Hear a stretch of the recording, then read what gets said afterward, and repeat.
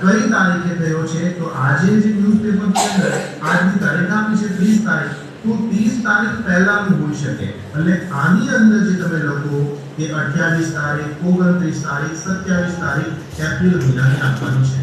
યોગ્ય સમય આપવાનો, કેટલા વાગે આ કાર્યક્રમ શરૂ થયો, કેટલા વાગે પૂર્ણ થયો, એમાં બધી વિશેષ કોણ હતા, કયું કાર્ય થયું હતું, આ બધી જાણકારી તમારે અહેવાલ લેખનની અંદર આપવાની હોય છે.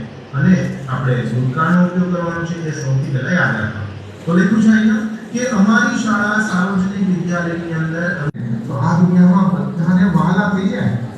પોપટ કોયલ બોલ થોડા પણ લાગે ભલા, વૃથા ગુમાવે કુલ બહુ બોલીને દેતા. અર્થ છે પોપટ અને કોયલ ઓછું બોલે છે, પરંતુ મધુર વાણી બોલતા હોવાને કારણે તેની વાણી આપણને સાંભળવી ગમે છે.